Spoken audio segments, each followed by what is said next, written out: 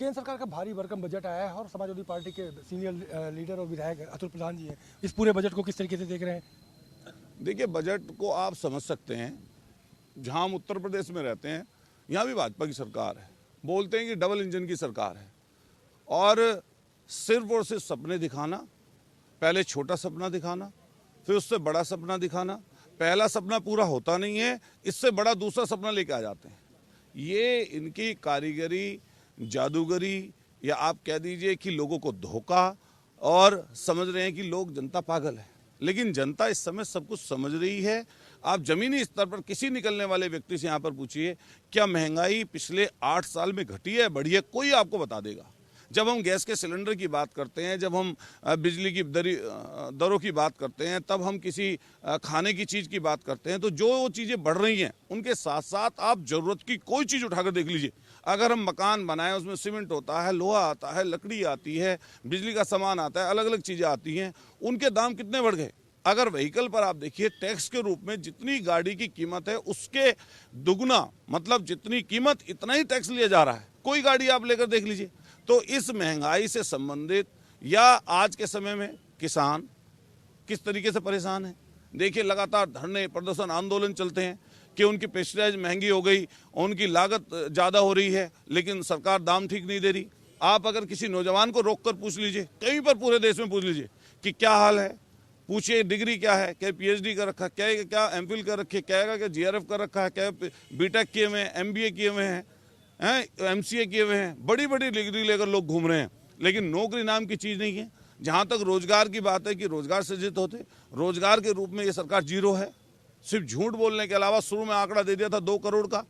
आदरणीय प्रधानमंत्री, जैसे ये बजट पढ़ा जा रहा है, आदरणीय प्रधानमंत्री जब 15 अगस्त को लाल किले पर बोलते हैं, उनका कोई भाषण आप देख लीजिए, 80 मिनट, 85 मिनट, 82 मिनट, और कहते हैं कि लाल किले से अगर प्रधानमंत्री जी ने कोई बात बोली तो वो पूरे के पूरे साल का रोड मैप है। क्या वो किसानों के लिए करेंगे, किसके लिए? जैसा ये बजट है, जितना झूठ इसमें बोलते हैं लोग, इसी तरह से प्रधानमंत्री जी भी लाल किले पर खड़े होकर झूठ बोलते हैं, और पूरी की पूरी सरकार झूठ पर चल रही है। धोखा देने का काम ये सरकार कर रही है। और इस बजट में भी किसान को, नौजवान को, गरीब को, महिला को, और नौकरी पेशा लोगों को, छोटे कर्मचारियों को, छोटे आपके व्यवसायियों को, सबको ठगने का काम इस सरकार ने किया। सरकार तो कह रही है कि विपक्ष खामखा झूठ जो है फैला रहा है, क्योंकि उन्होंने टैक्स स्लैब में परिवर्तन किया, स्वास्थ्य को बेहतर बनाने के लिए निजीकरण की ओर लेके जा रहे हैं, युवाओं को स्वावलंबी बनाने के लिए उन्हें बजट दिया जा रहा है, किसानों को उर्वर शक्ति देने के लिए बजट दिया। ये आपने अच्छे कहा, निजीकरण की तरफ लेके जा रहे हैं। ये निजीकरण की तो देन है, ये अडानी नाम का गुब्बारा। ये गुब्बारे में एक हिंडनबर्ग नाम की संस्था अमेरिका से आई, और उसने हल्का सा पिन लगाया, और पिन जैसे ही लगाया वो अडानी की सारी हवा निकल गई। ये अडानी को कौन 2.5 लाख करोड़ का कर्ज दे दिया? ये 78,000 करोड़ रुपए LIC से किसने दिलवा दिए इस अडानी को? जिस व्यक्ति ने 400-500 बोकस कंपनियां बना रखी हों, जिसकी जांच आज तक हो ना रही हो, जिसके शेयर 3 दिन में सिर्फ उस हिंडनबर्ग की एक रिपोर्ट आई, और रिपोर्ट जैसे ही न्यूज़ चैनल, सोशल मीडिया के माध्यम से या आपके अन्य माध्यमों से लोगों तक पहुंची, या अलग अलग देश में पहुंची, वैसे ही ये गुब्बारा फूट गया।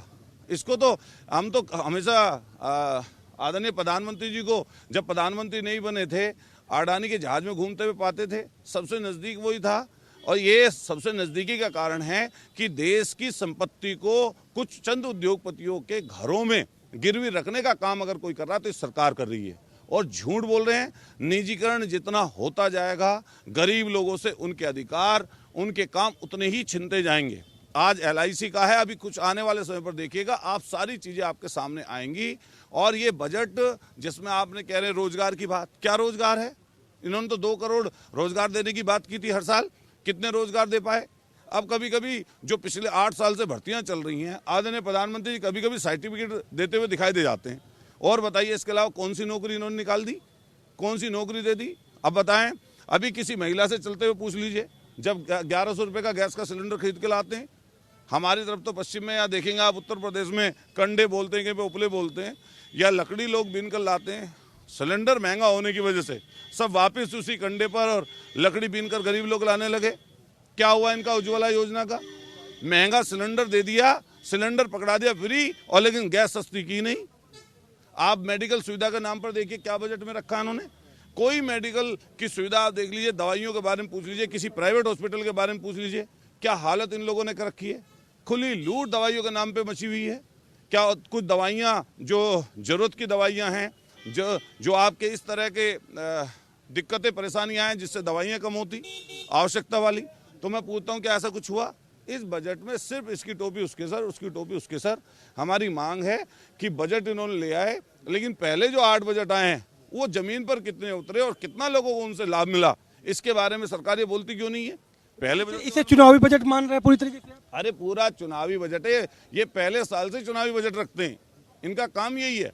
उद्योगपति साथियों को आगे बढ़ाना, उनकी मदद करना, जनता के हक अधिकारों को छीनना। जो लोग दही पर, छाछ पर, आटे पर, नमक पर, जो लोग आपके दालों पर, जो खाने पीने की चीज़ों पर जो लोग टैक्स लगा दें, सोच के देखो सरकार की क्या हालत होगी।